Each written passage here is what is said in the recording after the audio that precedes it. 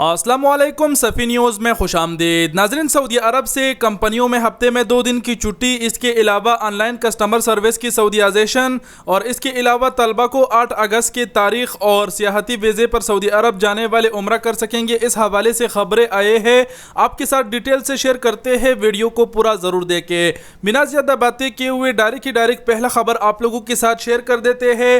पहला ख़बर यह है कि कंपनियों में जो हफ्ते में 2 दिन की छुट्टी होगी, इस हवाले से आप सबको पता है कि वज़ारत अल-मवाद अल-बशरिया पहले से ही काम कर रही है। पहले से ही ये खबरें आ रहे थे, लेकिन बीच में कुछ बातें गर्दिश करने लगी। फिर वज़ारत अल-अमल यानी सऊदी मवाद अल-बशरिया से सवाल किया गया, तो सऊदी मवाद अल-बशरिया ने जवाब दिया और कहा कि निजी इदारों के मुलाजमीन के लिए हफ्ते में 2 दिन की छुट्टी का फैसला अभी नहीं हुआ है।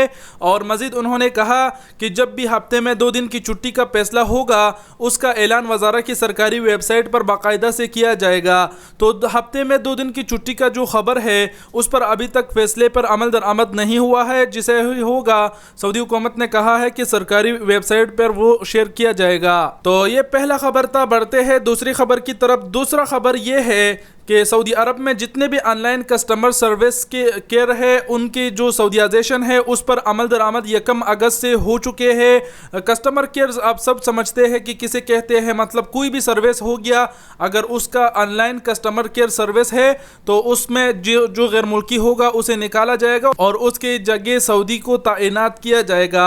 ऑनलाइन कस्टमर केयर के हवाले से मजीद आपको थोड़ा सा समझाते चलूँ कि ऑनलाइन कस्टमर केयर कौन से होते हैं। छोटे छोटे कंपनियों में भी होते हैं, क्योंकि वो ऑनलाइन जो है ना, वो सर्विस पर अहम कर रहे होते हैं। कस्टमर केयर होते हैं, उनको फ़ोन आती है, जो भी मसला होते हैं वो सुनते हैं। तो उसमें सऊदी हुकूमत ने सऊदीआइजेशन का फैसला बहुत ही पहले किया था, लेकिन उस पर अमल दरामद अभी 1 अगस्त से हो चुका है। तो एक खबर ये था। बढ़ते हैं तीसरी खबर की जानिब। तीसरा खबर ये है, सऊदी हुकूमत ने तमाम तलबा को 8 अगस्त का टाइम दिया है और कहा है कि तमाम तलबा को चाहिए कि वो 8 अगस्त से कबूल कोरोना वैक्सीन की पहले खुराक हासिल करे, ताकि दूसरा खुराक नया तालीमी साल शुरू होने से कबूल ली जा सके। तो अगर आप गैर मुल्की है सऊदी अरब में और आपकी फैमिली आपके साथ है और आपके बच्चे तालबा है, मतलब स्कूल पढ़ रहे हैं, तो उसको पहला जो वैक्सीन का इंजेक्शन है वो ज़रूर लगवाओ, ताकि नया तालीमी साल शुरू होने से पहले वो दूसरा इंजेक्शन भी लगवा सके, दूसरा डोज भी ले सके। बढ़ते हैं आखिरी खबर की तरफ। आखिरी खबर ये है, सऊदी हुकूमत से ये खबर आई है और कहा गया है कि सियाहती वीज़े पर सऊदी अरब आने वाले उम्रा भी कर सकेंगे।